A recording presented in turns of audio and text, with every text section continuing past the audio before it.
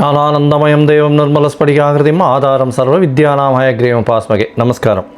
Astro TV நேயர்களுக்கு astro KS ஐயங்காரின் பணிவான நமஸ்காரங்கள். வார பலன் 8/4/2024 14/4/2024 வரலும் உண்டான வாரத்திற்கு என்ன பலன்கள் மேஷம் முதல் மீனம் வரைன்னு பார்க்கலாம். அதற்கு முன்னாடி இந்த வாரத்தினுடைய கோல்சாரம் என்ன, இந்த வாரத்தில் வரும் விசேஷ நாட்கள் என்ன, அதற்கு பிறகு இந்த வாரத்தில் எந்தெந்த ராசிக்காரர்களுக்கு சந்திராசிரமம்னு பார்ப்போம். முதல்ல இந்த வாரத்தினுடைய கோல்சாரம் அப்படின்னு எடுக்கும்போது காலபுருஷ தத்துவத்தின் முதல் ராசியான மேஷ ராசியில் குரு பகவானும், 6ஆம் இடம்னு சொல்லக்கூடிய கன்னியில் கேதுவும், 11ஆம் இடம் அப்படின்னு சொல்லக்கூடிய கும்பத்தில் சனி மற்றும் செவ்வாய், மீனத்தில் சுக்கிரன், சூரியன், புதன் மற்றும் ராகு, 4 கிரகங்கள். இந்த வாரத்தில் ஆகக்கூடிய பெயர்ச்சிகள் அப்படின்னு பார்த்தாலேயானால் சூரிய பகவான் இந்த வாரம் 14ஆம் தேதி, அதாவது பங்குனி மாதத்திலிருந்து சித்திரை மாதம் பிறகுறது, அதாவது சித்திரை மாதம் அப்படின்னு சொல்கிறது, அதாவது சௌரமான மாதமாக சூரியன் ரேவதி நட்சத்திரத்திலிருந்து அசுவினி நட்சத்திரத்துக்கு போகிறார். இந்த வருஷம் சோபகிருத்து வருஷத்திலிருந்து குரோதி வருஷம் பிறக்கிறது. இது தமிழ் வருஷத்தின் 37ஆவது வருஷம். இந்த தமிழ் வருஷத்தினுடைய குரோதி வருஷத்தினுடைய பலன்கள் தனியாக போட்டிருக்கேன், அதையும் பாருங்கள். 8ஆம் தேதி அன்னைக்கு அமாவாசை. இந்த வாரத்தில் பார்த்தாலேயானால் சந்திர பகவான், அதிவேகமாக செல்லக்கூடிய சந்திர பகவான், பொதுவாகவே இந்த வார பயிற்சிகளை பற்றி வாரத்தினுடைய பலன்களை வச்சு சொல்லக்கூடியது. சந்திர பகவான் மீன ராசி உத்திரட்டாதி நட்சத்திரத்திலிருந்து திருவாதிரை நட்சத்திரம், அதாவது 14ஆம் தேதி அன்னைக்கு திருவாதிரை நட்சத்திரம் மிதுன ராசியில் வரார். இந்த வாரத்தில் இருக்கக்கூடிய கிரகச்சாரங்கள் இதுதான். இந்த வாரத்தில் வரக்கூடிய சிறப்பு நாட்கள் என்னன்றதை பார்ப்போம். சிறப்பு நாட்கள்னு சொல்லும்பொழுது 8ஆம் தேதி அன்றைக்கி அமாவாசை, 9ஆம் தேதி அன்னைக்கு யுகாதி பண்டிகை. யுகாதி பண்டிகையினுடைய சிறப்பு என்ன அப்படின்னா சந்திரமானம் அப்படின்ற ஒரு விஷயத்தை வச்சு கடைபிடிக்கக்கூடியது.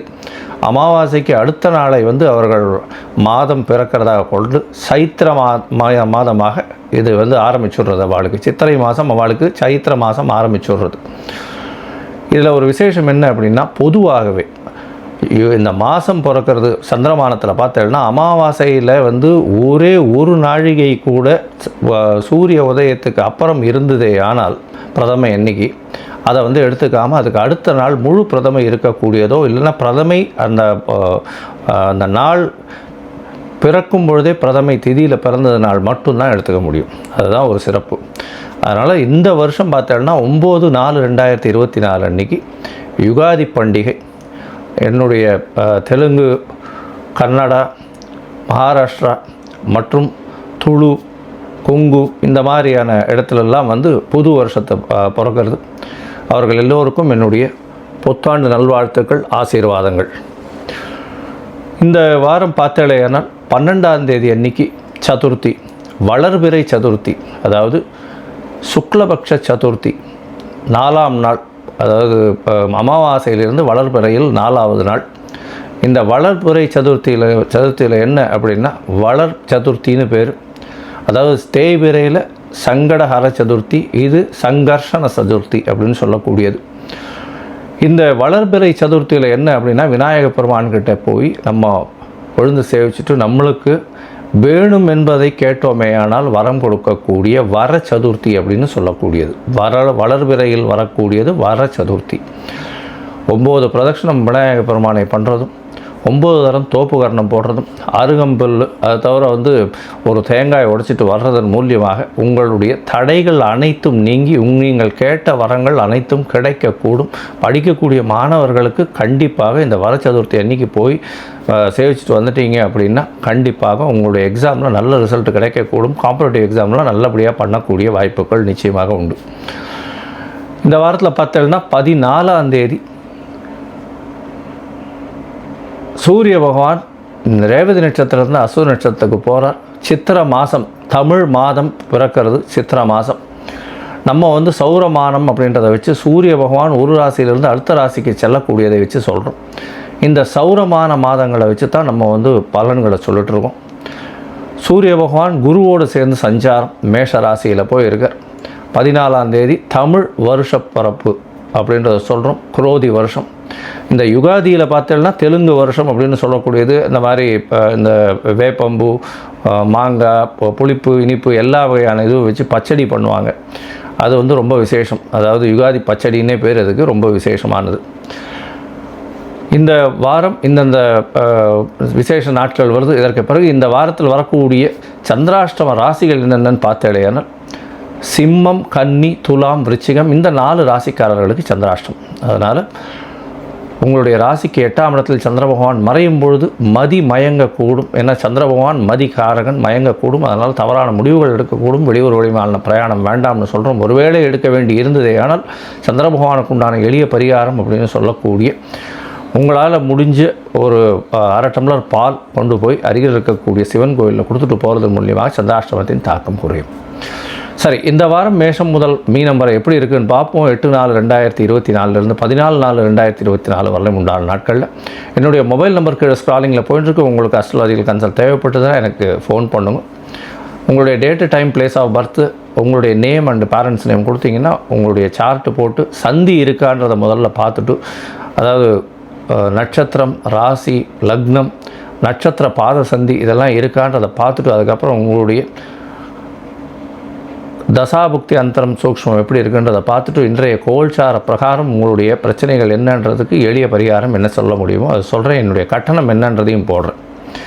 சரி, இப்போ மேஷம் முதல் மீனம் வரை 8/4/2024 முதல் 14/4/2024 வரை உண்டான நாட்களுக்கு. மகரம், உத்திராடம், திருவோணம், அவிட்டம் இந்த 3 நட்சத்திரம் 9 பாதங்களை கொண்ட ராசி. ராசியின் அதிபதினு சொல்லக்கூடியவர் சனி பகவான் உங்களுடைய ராசிக்கு 2ஆம் இடத்துல இருக்கார். 7 சனி நடந்துருக்கு. உடல் நலத்தில் கொஞ்சம் நல்ல ஒரு ஏற்றம் இருக்கக்கூடிய காலகட்டம். பணத்திற்கு பஞ்சம் இருக்காது. பண வருமானம் நல்லபடியாக இருக்கும். பேச்சில் மட்டும் கவனம் தேவை. 2ஆம் இடத்துல இருக்கக்கூடிய சனி பகவான் மூலியமாக குடும்பத்தில் சச்சரவுகள் இருக்கக்கூடிய காலகட்டம். இந்த வாரத்தில் பார்த்தாலேனா உங்களுடைய ராசிக்கு 3ஆம் இடம் அதிக வலுப்பெற்று போய் இருக்கக்கூடிய காலகட்டம். 5 கிரகங்கள் இருக்கக்கூடிய இந்த வாரம் ஆரம்பிக்கும் பொழுதே பார்த்தாலும் சூரியன், சந்திரன், புதன், சுக்கிரன் மற்றும் ராகு 5 கிரகங்கள் இருக்கக்கூடியதாக இருக்குது. இது ஒரு பெரிய ஏற்றத்தை கொடுக்கக்கூடிய காலகட்டம். முயற்சிகள் அனைத்தும் வெற்றி பெறக்கூடிய காலகட்டமாக இந்த வாரம் அமையிறது.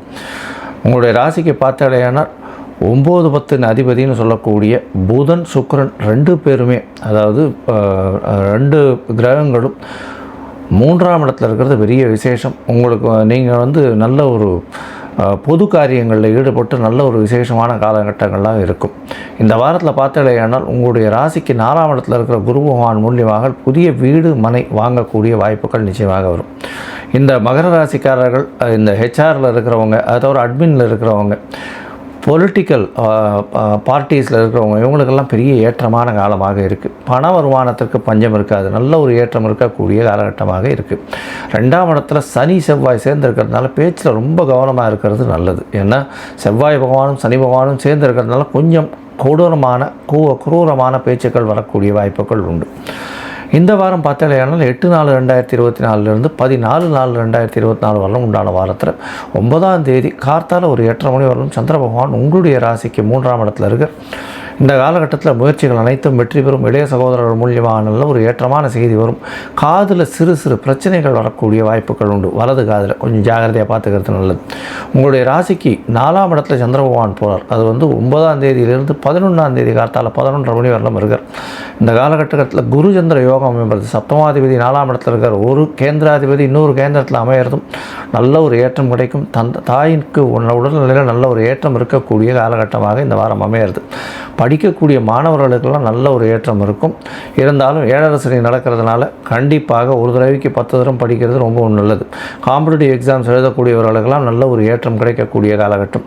அதாவது 150% படிச்சிங்கன்னா 100% மார்க் வரக்கூடிய வாய்ப்புகள் உண்டு. ஹார்ட் ஒர்க் போட்டே ஆகணும், பார்த்துக்கோங்க. உங்களுடைய ராசிக்கு 5ஆம் இடத்துல சந்திர பகவான் போகிறார். இந்த 5ஆம் அதிபதியும் 3ஆம் இடத்துல உச்சம் பெற்றிருக்கிறதும் 5ஆம் இடத்துல சந்திர பகவான் உச்சம் பெற்றிருக்கிறது பெரிய விசேஷத்தை கொடுக்கக்கூடியது. ஏன்னா காதல் திருமணங்கள் ஆகக்கூடிய வாய்ப்புகள் உண்டு. அதை தவிர குழந்தை பிராப்தி ஏற்படக்கூடிய வாய்ப்புகள் உண்டு. புதிய தொழில் அமையக்கூடிய வாய்ப்புகள் உண்டு. இந்த கனிம வளம், அதை தவிர இரும்பு சம்பந்தப்பட்ட தொழில், பால் சம்பந்தப்பட்ட தொழில், பால் பதனீடு சம்பந்தப்பட்ட தொழில், குளிர்பானங்கள் சம்பந்தப்பட்ட தொழில், ஐஸ்கிரீம் சம்பந்தப்பட்ட தொழில்கள் எல்லாம் பெரிய ஏற்றம் கிடைக்கக்கூடிய காலகட்டமாக இந்த வாரம் அமையிறது. உங்களுடைய ராசிக்கு 6ஆம் இடத்துல சந்திர பகவான் போகிறார். 6ஆம் இடத்துல சந்திர பகவான் போகும்போது நல்ல ஒரு ஏற்றம் கிடைக்கக்கூடிய காலகட்டமாக இருக்குது. 6ஆம் அதிபதியும் பார்த்தேலையானால் உங்களுடைய ராசிக்கு 3ஆம் இடத்துல இருக்க. 7ஆம் அதிபதி 7க்கு 12ஆம் இடம்னு சொல்லக்கூடிய 6ஆம் இடத்துல இருக்கிறதுனால பார்ட்னர்ஸோட சிறு சிறு சச்சரவுகள் இருக்கும். புதிய கடன் வாங்கக்கூடிய வாய்ப்புகள் இருக்குது. பார்ட்னர்ஷிப் பிஸ்னஸில் பெரிய ஏற்றம் கிடைக்கும். தொழிலில் பெரிய ஏற்றம் வருமானம் இருக்கக்கூடிய காலகட்டமாக இருக்குது. தாயின் உடல்நிலையில் நல்ல ஏற்றம் இருக்கும். தாயின் மூலியமாக புதிய சொத்துக்கள் வரக்கூடிய வாய்ப்புகள் உண்டு. இந்த வாரம் பார்த்தீங்கன்னா மொத்தத்தில் இந்த மகர ராசிக்காரர்களுக்கு நல்ல ஏற்றமான வாரம். இந்த வாரத்தில் நீங்கள் சனிக்கிழமை அன்றைக்கி காலபைரவரை போய் வணங்கிட்டு வாங்க. ஏற்கனவே போன வாரம் காலபைரவ அஷ்டமி வந்திருக்கும், தேய்பிரை அஷ்டமி வந்ததுனால காலபைரவ அஷ்டமி வந்திருக்கும். இந்த காலகட்டத்தில் இப்போ அஷ்டமி அன்னைக்கு மட்டுமல்ல, சனிக்கிழமை அன்றைக்கும் காலபைரவரை வணங்குறதன் மூலியமாக நல்ல ஒரு ஏற்றமும் மாற்றமும் வரும். ஏன்னா 7 சனி நடந்திருக்கிறதுனால கொஞ்சம் பொறுமையாக எல்லா விஷயத்தையும் பண்ணுறது ரொம்பவும் நல்லது அப்படின்றத சொல்கிறேன்.